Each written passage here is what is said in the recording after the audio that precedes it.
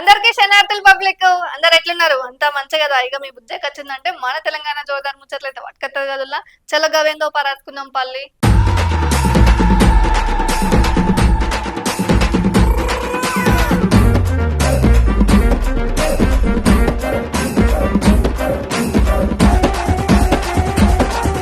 నిన్న మొన్న నుండి కురుస్తున్న మస్తు ఆనల కారణంగా మంతని మండలంలో ముంపు ప్రాంతాలుగా గుర్తించిన లోతట్టు ప్రాంతాల్లో వారిని గట్లనే ఆయా గ్రామాల వారిని పునరావాస కేంద్రాలకి తరలించవలసిందిగా కలెక్టర్ హెచ్చరిక చేసిండ్రులా. అగో చూడుండ్రికి ముచ్చట.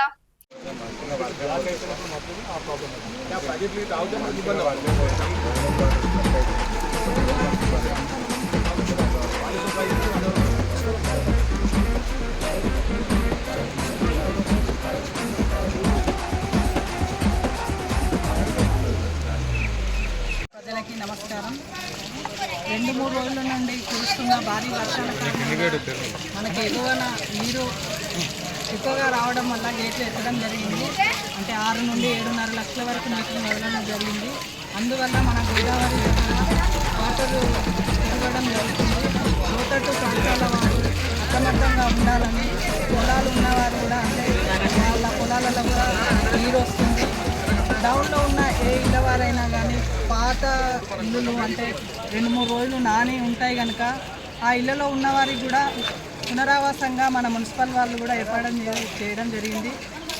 హెల్ప్ లైన్ నెంబరు అంటే మేము అనౌన్స్ చేయడం జరుగుతుంది. అదేవిధంగా మీరందరూ కూడా సహకరించి అలాంటి ఇళ్లలో ఉన్న వారిని మేము వార్డు వైజ్గా వార్డు ఆఫీసులను పంపడం జరుగుతుంది.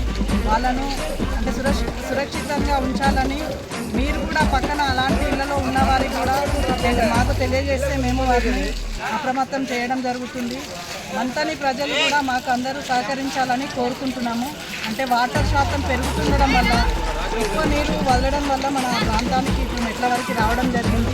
అదేవిధంగా ఇప్పుడు మన మున్సిపల్ కూడా సహకారం అందించడం జరుగుతుంది కనుక మనకి ఎప్పటికప్పుడు మీరు సమాచారం ఇవ్వవలసిందిగా తెలియజేస్తుంది. ఇక ఇన్నర్ గదుల్లో ఇయ్యాలి మన తెలంగాణ జోరుదార్ ముచ్చట్లయితే మళ్ళీ మంచి ముచ్చట్లయితే మళ్ళీ మీ ముంగడికైతే మీ బుజ్జక్క. అంతవరకు చూస్తూనే ఉండండి టుడే 18 న్యూస్.